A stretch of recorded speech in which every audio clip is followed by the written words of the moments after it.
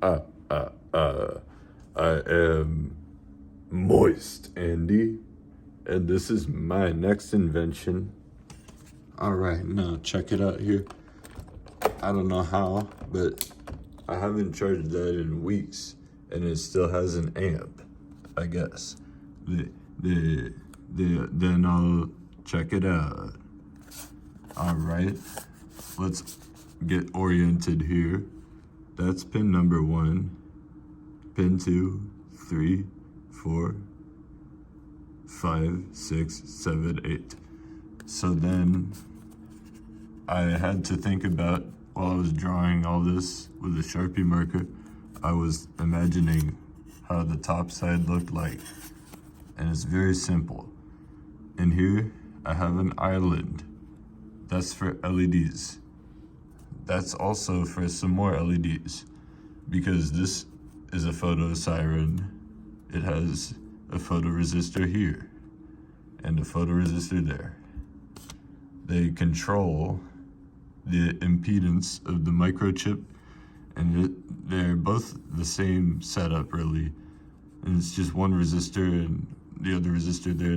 Those two have to just, as long as they're mostly similar, it'll sound pretty good. Because then the timing in this capacitor that's right there and that capacitor there, they're two different values. Over here is like a 10 microfarad. Then here, that's a 220 nanofarad capacitor.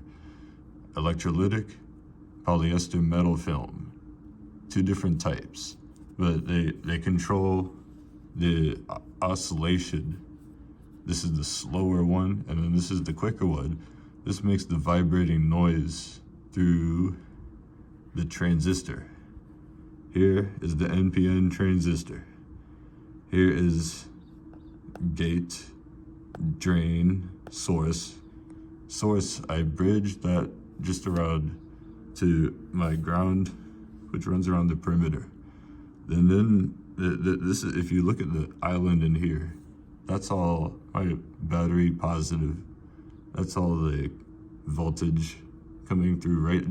And so this supplies the reset pins and pin number 8 also on the both of these. So I just have to make sure that this island, I bridge it across right there. That's also, I just have to put a wire there.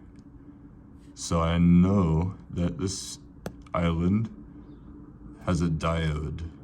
This is a 1N4007 Schottky diode.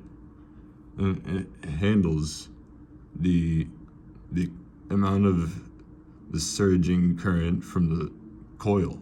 It has an 8 ohm speaker attaching in this transistor, and you don't want the electricity to flow backwards, or it would just damage the transistor.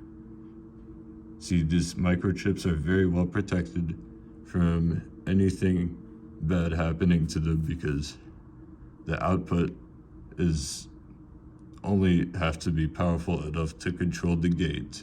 And one blue LED there, I just wanted to put that there because I could see the pulsations. If I dart my eyes back and forth, I can see how the frequency looks like in real time, and I visualize.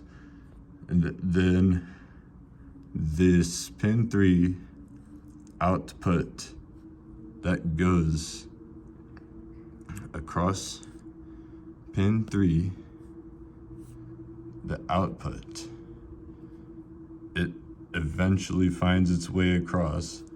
There's a 270 ohm resistor, but then I jump that wire to that point, that node. It gets a long wire. I have to remember a long wire goes there.